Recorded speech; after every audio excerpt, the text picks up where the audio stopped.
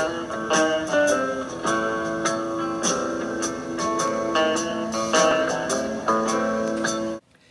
guys, this is kind of a practice for where I'm going to be teaching from. So I'm kind of up at my station and facing here.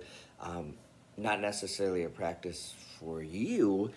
This is some information, or at least some problems where you might have been stuck in IXL. A few people are done with all their IXLs that I had, but an awful lot of you are not. So today is going to be continuing work time on that, but I am going to add in one more IXL. It's going to be on unit rate. All right, here's where some of the ones are problems. You might get one that's 5/10. So the IXL would say, which ones are the same as this? 5 to 10. Now I was talking to a couple kids yesterday where it says 5 to 10 is the same as fraction 5 over 10. Make sure you're being just consistent with that. So now it's easier to see if it's equivalent fraction. So it might ask you, like, is it the same as 1/2? Is it the same as 8/16? Is it the same as 5/12? So best trick on this one is to simplify this fraction. So I would say almost always the first step is to see if there's a way to simplify it. And to simplify it would be 5 over 10. I know 5 goes into both. And I know all of you can do this. 5 divided by 5 is 1. 10 divided by 5 is 2. So we would be at 1/2. So, oh, yeah, this one works. Now, then I need to find out, like, oh, okay, if this is 1/2, that's a better way of saying it. Is 1/2 the same as 8/16? So 1/2 same as 8/16. 1/2, 8/16 times 8 times 8. I get 8/16. Yes, it's true. So this one's true. Then I'll check this one. With this, I think this was R5. You can have more than one answer. Sometimes it's 1, sometimes it's 2, sometimes it's all 3 of them. So be careful, try them all. Now then, does 1/2 equal 5/12? 1 times 5 is 5, 2 times 5 is 10. This is not true. If you have an equal sign with a line through it, it means not true. I would not circle that one. Circle these, click submit.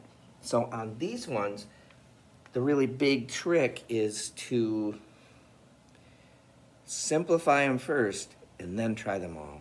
So you're going to simplify them and then try them all. Another example would be like, oh, 8/12. Is that the same as 20/30? Is it the same as 1/3? Is it the same as 40/50? So now those are kind of big numbers, but my first step really is I want to simplify it. Because I know 8, there's numbers that go into both 8 and 12. I know 4 goes into both.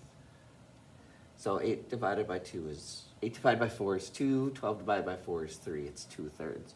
So right away I know 1/3 is not right. 20/30. So I know 2/3 is my answer. 20/30 times 10 times 10. That one works. So 20/30. Let's see if 40/50 works. 2/3, 40/50 times 20. 3 times 20 is 60. So this one doesn't work either. So I would click this one, submit, and then I have the right answer. When we do ratio tables, and that's what we're going to work on tomorrow, they'll give you some of these where you need to simplify. And I think on Monday I confused you a little bit with those. I'll give you some more examples. It'll make it easy. But first step is check to see if this is simplified. Second step, line them up. Find out if they are equivalent or not. The next one I'm going to put in is R9. It's on unit rates. It's actually really easy. It asks you if there are 26 chairs in 4 rows, what's the unit rate? And it won't even say unit rate, it says how many per row.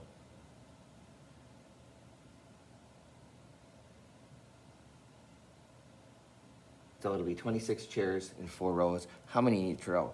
Well, you want to do it that way. It's just 26 chairs in 4 rows. Fraction like this, the line means divide. So we take 26 divided by 4. And I picked a bad number. Sorry. I would make 24. Oops. 24 chairs in 4 rows. It's just 24 divided by 4. How many chairs in each row? There would be 8 chairs. 6 chairs. I'm really having trouble. Not going to happen tomorrow. 6 chairs in each row. So on another one, they would have, it's like if there are 30 cans in 5 boxes. There's 30 cans in 5 boxes. How many cans in each box? So 30 cans, 5 boxes. It's just 30 over 5. It's going to be 6 over 1.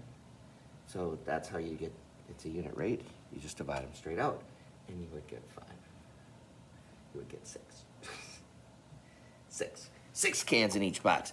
That's how you do those. Just look, read them carefully, follow the directions really carefully. Shouldn't be a problem. That is our 9.